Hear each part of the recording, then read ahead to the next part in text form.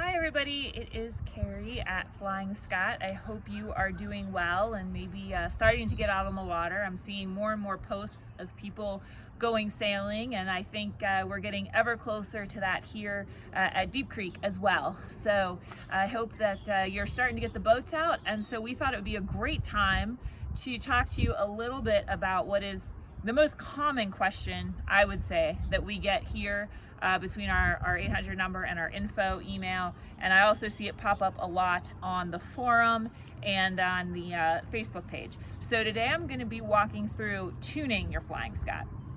We're going to be tuning our boat, good old 6219, who has yet to go into the water, but we are hopeful that she is getting ever closer as things continue to lift, and hopefully we'll get to put her through her paces soon. We are going to rig her for a snug rig. That is what the majority of boats are rigged at now, and it's also how we set them up when they leave the factory. So you can calibrate yours based on this baseline if you go tight or loose. All the sailmakers have great guides out there for how to tune if you need to get different numbers for those sail configurations. But we're going to be doing the snug rig today. We're also going to be doing the method that's kind of more the old school method, I guess you would say. It's the method that my dad taught me a long time ago, and it's the one we use the most here at the factory, especially when we're tuning older boats or boats that may have been built by somebody else. So the reason for that is this one kind of helps navigate some variables, and some other methods have a little bit less tolerance for variables in builds. As you know, the boats used to have various builders, and so we can attest to what we built, but for what we didn't, sometimes there's some variables worked in there. So this method is kind of the tried and true across the board method. At the end of this, I'll wrap up and kind of give you some ideas on some other methods you can go with as well. So before we get started, you always need your proper equipment. So we have a tape measure. For us, we like to use a metal tape just because the cloth ones tend to get flapped around more in the breeze. It does make it a little bit noisier, but we just like, also there's no stretch, right? Like a cloth tape can stretch a little bit. So we do metal. You also want to make sure that your tape has an end fitting that will allow your halyard to go through. So for us, like, we don't even use this piece. We fold this over and the halyard goes through. Really, it doesn't much matter. You just want to know what you're dealing with. So you want to look at your tape and see, if this piece is included or not in your measurement and how that works. And then the next key is to always use the same tape each time. If you jump around tape measures and that changes and you don't catch that, you could be sending yourself on a goose chase trying to track down changes in your rig that actually aren't there. So the key, a little diversion here, but the key to Flying Scot tuning is, first of all, to not drive yourself crazy. This is a ballpark thing. So for the snug rig, we're going to be looking for a measurement between 28.4 and 28.6 on the rake. And then on our poundage, we kind of just look for what we're happy with. So anywhere between like 110 to 130 pounds for us for the snug rig is good. Now, I say that there's ranges because it can depend on your sailing style, it can depend on your crew weight, it can depend on the conditions that you sail in. Somebody that's a super light crew sailing in no chop is going to want to set their boat up a little bit differently than somebody that's a heavy crew or somebody that sails in a lot of chop. So there is no one-size-fits-all application to tuning your boat. So what we always say is you're looking for that ballpark. If you're in the ballpark, the next thing you want to do is just go sailing. Because the boat might feel great, and until you go sailing and feel what that feels like, you're not going to really know. I'll see people spend hours and hours and hours in the parking lot chasing down a quarter of an inch. Those hours are going to be much better spent on the water, sailing your boat, practicing and getting better and going that method. So my biggest tip to this is not to get lost in the weeds, to get in the ballpark and then go sailing. So, but the way to drive yourself crazy less is to make sure that all your variables are as consistent as possible. So therefore, same tape every time will go a long way for that. The other thing that we use is a lose gauge. Apparently we stole this one from Eric Bassell. So Eric Bassell, if you're looking at this, I'm really sorry. We have your luge gauge and we'll give it back to you. Or my husband's telling me that this actually is ours, but y'all switched them around somewhere along the way. So either way, we have Eric Bassell's luge gauge. We use red nail polish for a little tip that we will pass along later. This particular brand is not necessarily important, but you want like quick drying. So this is what my dad prefers to use when he's rigging. It's Insta Dry, so that's good. You also want to have rigging tape, so you can tape it all up when you're done. And then I like to use a stainless steel crank when I'm doing it, just to eliminate the variable of an aluminum crank potentially breaking. As you know, our aluminum cranks are designed to break. If you break a winch box, you're gonna run yourself, a couple $100. If you break an aluminum crank, you're running yourself like $5. So you always wanna use those if you're unsure, if you have novice people working on your boat. We're pretty confident in what the boat can do, so we use a stainless crank, but always have that caveat to be careful, because you will break the winch box before you break this crank. So now that we have all our parts and pieces together, I will walk you through how we tune the rig. So gather up all my stuff.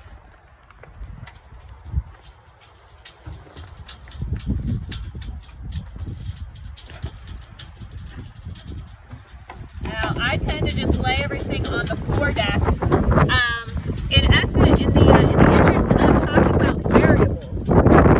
So, the other thing you want to do when you tune your boat is you want to mimic the conditions as much as possible when you're doing it. So, for example, if you tune your boat and it's really cold, almost snowing, and then you drive to Florida and you're down there in the sunshine and it's 90 degrees on blacktop, you're going to be shocked when your measurement is off, because your temperatures have gone through such an extreme. And these boats actually do change a little bit with temperature. So you want to make sure that your conditions are as similar as possible, or if they're not, just remember that, so you're not driving yourself crazy trying to figure out what changed on the drive on the trailer. Been there, done that. That's we leave for midwinters thinking one thing, we get down to midwinters and it's different. The other variable that you want to make sure is that your boat is as level as possible, because if you do this and your bow is way up, sitting on the trailer, parked for the season, and then you get in the water and the boat's level, numbers are going to change. So always make sure that the boat is level and that you are kind of in the same conditions. And if you're not, just remember that. Okay, so we cheated a little bit. The mast is already up, and so we're going to kind of start there. So when the mast comes up, the jib halyard gets hooked to the bow eye, just as always, and then using the stainless crank in the jib halyard winch, we go ahead and crank it on up. And so what you want to do is, again, this is just getting in a ballpark. This is not, we're not getting too crazy yet with exact science, but you want to tension your jib halyard until you're reading around like 25 on your side stay. Doesn't have to be exact, just in the ballpark. So you can see your shroud, our shroud there is just a little bit on the tighter side, and that's okay. With new boats, we tend to rig them a little bit tighter, because as everything gets sailed for the first time, especially in some heavy breeze, things may loosen up a little bit. So we kind of err for that. Older boats that are, have gone through their paces and are tried and tested, they aren't gonna have that change that a newer boat would have. So we're gonna be happy with this being a little bit tighter. But again, you're just looking for that 25 ballpark. Now, the key to this is that if you get everything together and you put it up and you're like, oh wow, these numbers are not where I want to be, so you make some changes, when you bring it back up again talking about that consistency number, you want to hit the same mark on your shrouds, because then you're always starting apples to apples. If you just tighten it until it feels good, well, that could be a big variance, and that could be changing what you're doing here. So again, in an effort to keep everything consistent, every time you make an adjustment, the first step back is to tighten that jib halyard back to wherever number you started at on your shrouds so that you have a good baseline. So once the shrouds are up and you've got that, that mark in place and in your mind, the next thing to do is to check your rake. So how we do that here is we use the main halyard. And so we bring our main halyard down and we go ahead and hook it up to our tape.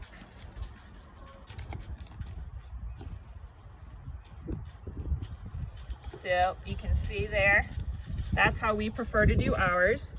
Again, if yours is a little bit different, that's okay. Just make sure that you're doing the same thing every time. Now, if you have a trusty assistant, you can hand off the tape and let them kind of reel it out for you. Otherwise, I just kind of lay it here in the seat corner and play it out.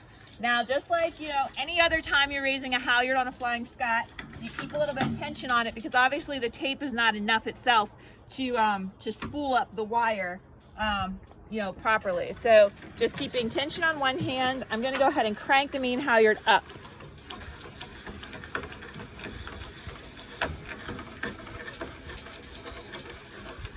Now I'm going to try to get to I am going to get to what I call full hoist. Now on the Flying Scot, what that means, and actually, hold on, you know what, before I get too far, I should bring this back down. Let me actually show you one more thing real quick before I go all the way up here. So what we're going to do is hoist this to full hoist. So what that means is not that the entire shackle and everything is up on top of the shiv. If you look at the very top of the mast, there is a shiv there that the main halyard goes up and over, right? So on a Flying Scot, the key is to bring it up so that this NICO sleeve just starts to go over the shiv. When that happens, you're going to see your shackle go boop and actually pop out. Now, from there, what we do is we look for that and then we back it off 2 clicks until this comes back down. The key is to make sure that this NICO sleeve is not actually on the main halyard shiv. If it is on the main halyard shiv, then what happens is as the boat sails, especially downwind, you're jibing, this torques and it works really hard on that shiv, and eventually what you end up having is a broken main halyard. So you always want to make sure that full hoist is just to the shiv, but not on the shiv, okay? So now back to hoisting. Put the pressure on the main halyard and just start cranking away. If you have somebody with you, a really nice thing to do is to have them take a few steps, you know, away from the boat and look up, because it's much easier to see kind of off to the side than when you're standing right underneath it.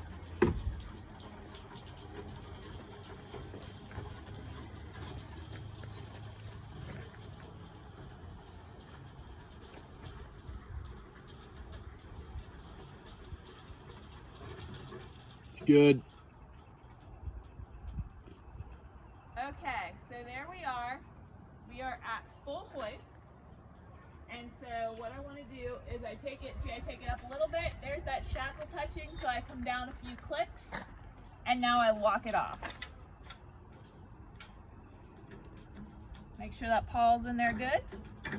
All right, so now comes the secret. So what we do on our boat, this is a Harry Carpenter special tip, is once you've assessed what full hoist is on the boat, we go ahead and we mark the main halyard with red nail polish. So we take the red nail polish, we put it all the way around, and we mark it right where it's going to go down into this bottom cut for the main sail feed. So that way, now, every time we go to leave the dock, we're hoisting the sails and we have full hoist. We just go until that's there. We have that visual cue and we don't have to sit there and look up and try to see it and the sails luffing and all that's going on. The other cool thing is then you can adjust from there, right? So you're going sailing and it's really light air and you want to have a nice relaxed luff in the main. So then you can let it off a couple clicks and kind of get an idea of where that red mark is in this track, right? And so then you're sailing and it's light, you let it off and you're like, wow, this feels really good. Then for future reference, you can think, okay, so that red mark was kind of out here when we were sailing in that really light air and it felt really fast. And so it just gives you a benchmark of where you're at, but it also is a safety stop because you know to never let that red mark go down into the track. You do that, now you're looking at potentially broken main halyard. So our halyard's all the way up, and we are gonna pull the tape back. My lovely assistant's pulling it back for me. And so then the next thing you're gonna do is measure the rake. So on our boat, we measure, you always wanna measure right to the crown here of this line that goes down the center, right to the center of that. A lot of times what we'll do is put a pencil mark, just so again, you're measuring to the same mark every time, just for consistency purposes. So for us, we're at about 28, 5 3/4, and that's pretty perfect for us, for average, all around conditions. So we're happy with that for the rake. So now that we know we're happy with the rake, we'll go ahead and check our forestay tension. Now, that being said, if we weren't happy with the rake and we wanted to make some adjustments, you can do that a couple ways. Now, if you have to make major adjustments, then you're probably going to need to take the mast down to do what you need to do. Like if you're going to have to adjust the side stays up at the top. The newer boats all come with 2 holes drilled in the shroud hounds at the top. Older boats do not. So you may have to go there, but usually you can get it done just right here at the chain plate. So what you can do, if you just need to move a hole one way or the other on your side stays to try to get your rake where you want it, is you can use the spinnaker halyard as a temporary stay so that you don't have to take the mast all the way down. Now, the key to this is, okay, you don't want to do this in extreme conditions, right? If it's blowing like 30 and you're trying to do this, you may not want to do that. I'm gonna go ahead and take the tape down since we know that our rake is good, but if you were testing it, you would leave this up, and then keep going back to your number until you were happy with where you were.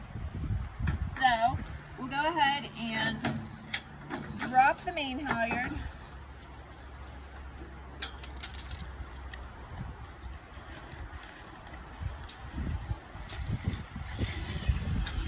It's a little breezy here today at Deep Creek, so this thing's making a racket.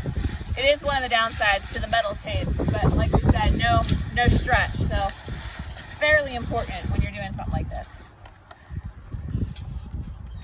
So then we can just put the main halyard to bed now that we're happy with it. For us, we like to keep our main halyard just tucked right into the mast here, just into the groove. It just keeps it from rubbing on the front of the mast. So we just tension it up until it gets tucked into that little pocket there. Okay, then back to our adjustments. So if you needed to adjust this, what you'd want to do is take your spinnaker halyard, loosen it up,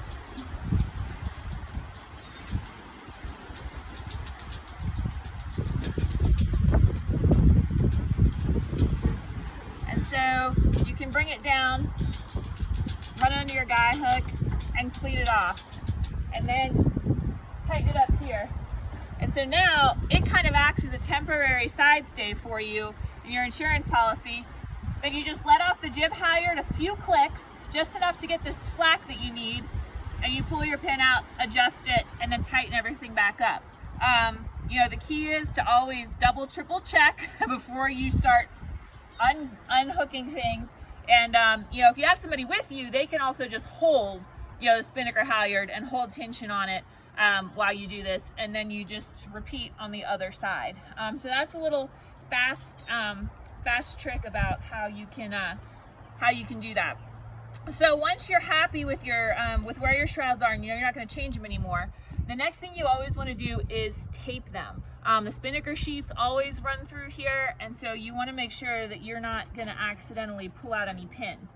Now, one trick is we use these safety pins here at the factory on these because they're a quick release. You know, so when you are adjusting things, trying to do put the ring dings through all the time is you know, can be a little bit exhausting. So this is how we do it, but ring dings work fine too, whatever your style is. But if you need to kind of get this rotated, what you can do is actually wiggle the shroud. And what that does is it allows you to kind of turn the pin enough that it won't be sticking out like this. It will be just sitting there flat. So once it's flat and it's low profile, you want to just tape these up really good. You never, ever, ever want to sail with these safety pins without them being taped, because they will easily get hooked and opened up. So just always make sure you tape things up really nicely once you're happy with that. So now that we've got our rake where we want it, the next thing we do is make sure that our forestay is where we want it. I managed to get it stuck behind the main halyard.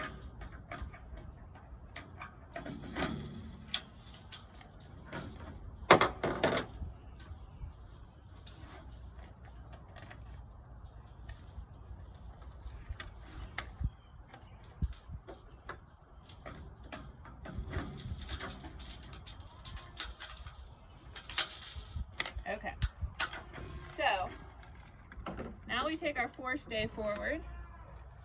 Make sure it's free of everything, which is always the key.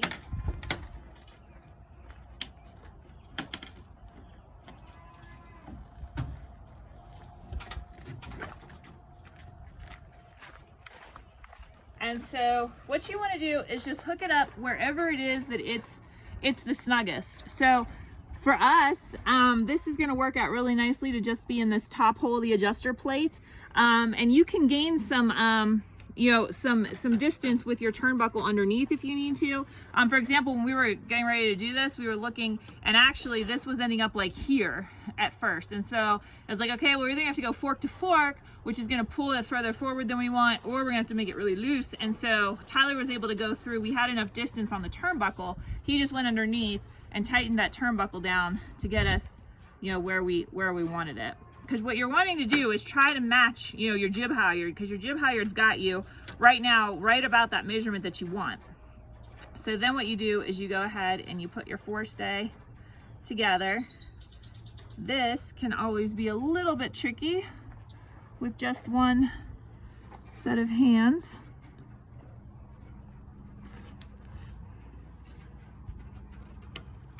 And then once it's through, you just go ahead and put your keepers through. Now, again, if you have 1/8 forestay and extension, and you are gonna end up going fork to fork, you wanna make sure you have the longer forestay pin. Those forks are a little beefier, and so the standard forestay pin won't make it through the length if you are trying to go fork to fork. Because what you wanna do is you actually nest one fork completely inside the other one. So you don't do it like this, you actually do the whole thing inside the next one. So then what you do, once it's together, you go ahead and spread out your clevis pin, give it a good tape, and now you're ready to just double check the poundage on your forestay. So back up and in.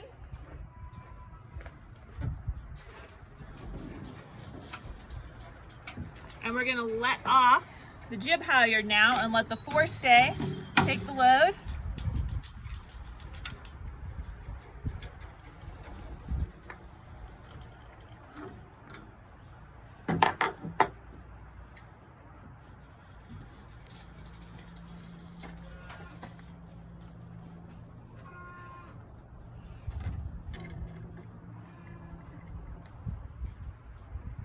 And then just go ahead and put this on. Big tip, make sure you're reading the right numbers.